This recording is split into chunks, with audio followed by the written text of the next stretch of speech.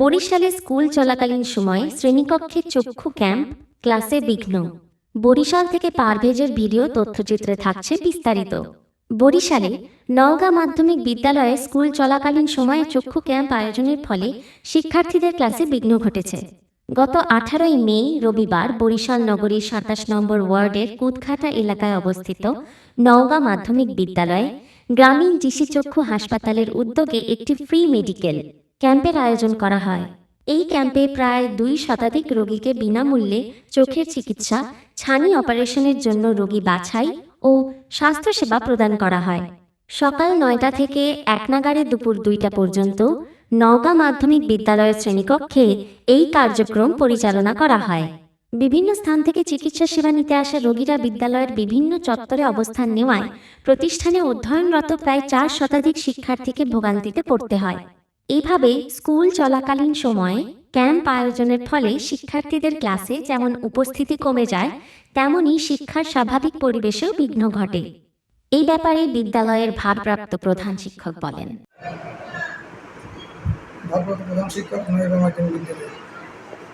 আচ্ছা, তো আপনার স্কুলে আমরা দেখলাম যে একটা চক্ষু সেবা দান চলতেছে।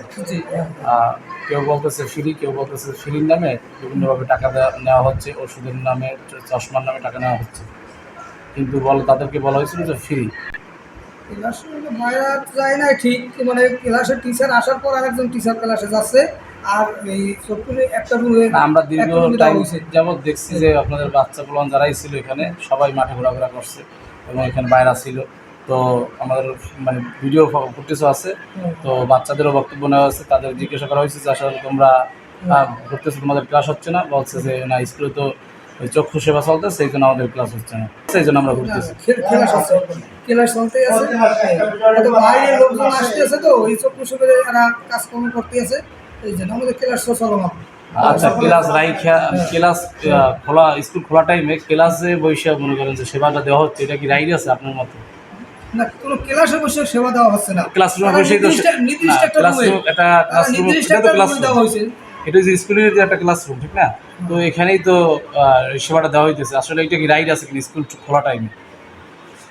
এখন তারা তো এটা তো শুক্রবার বন্ধ টাইমে আপনারা পারতেন। এখন সেটা আমাদের হাতে কিছু নেই, এরা এই গ্রামীণ চক্ষু হাসপাতাল থেকে তারা সিলেক্ট করে আসছে। স্কুল তো সরকারি, ঠিক না? না, সরকারি না, বেসরকারি। যাই হোক, এটা সরকারি আওতায় তারাই প্রোগ্রাম করছে, গ্রামীণ চক্ষু হাসপাতালে তারাই প্রোগ্রাম করছে যে কোনো একটা রুম চাওয়ার জন্য। তার জন্য যাই হোক, পারমিশন তো আপনি দিয়েছেন? হ্যাঁ, অবশ্যই দিতে, যাতে স্থানীয় জনগণের তো যে 100 টাকার কথা, সর্বোচ্চ 100 টাকার কথা, সেক্ষেত্রে 200 টাকা নিল কেন? সেটার কারণ নাম্বার দিতেছে 1 মিনিট পর। ক্লাস চলাকালীন সময়ে চক্ষু চিকিৎসা ক্যাম্পের আয়োজকদের বক্তব্য, টাকা নেওয়া হইতেছে, সেক্ষেত্রে স্কুলেই কেন আপনাদের এই ক্যাম্পেইন দেওয়া লাগলো? আদার্স কোনো জায়গায় আপনারা সিলেক্ট করতে পারলেন না কেন? এবং আপনাদের হসপিটালেও তো এই ক্যাম্পেইনটা করতে পারতেন, যেহেতু মাইকিং করছেন, তো সারা বরিশাল মাইকিং করার মাধ্যমে পারতেন, অথবা স্কুল বন্ধ থাকার টাইমেও পারতেন। আসলে এইটা হ্যাঁ বলেন। ঠিক আছে, আমরা ফ্রি ক্যাম্প, হ্যাঁ, যেই মানুষ গরিব থাকে, ওই মানুষগুলো, যেই মানুষ টাকা ম্যানেজ করতে পারে না, ওই মানুষ গ্রামেই থাকে।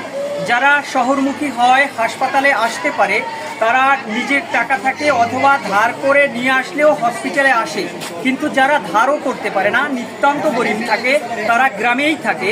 এই জন্য আমরা গ্রামে, প্রত্যন্ত অঞ্চলে এই সেবাটা পৌঁছে দিই, যাতে প্রকৃত যে গরিব মানুষ, এই মানুষ সেবা পায়। এটা তো আপনাদের স্কুল খোলা টাইমে, আপনি তো স্কুল বন্ধ টাইমেও পারতেন এখানে। হ্যাঁ, বন্ধ টাইমে আমাদেরও অফিস বন্ধ থাকে, শুক্রবার আমাদের অফিসও বন্ধ থাকে।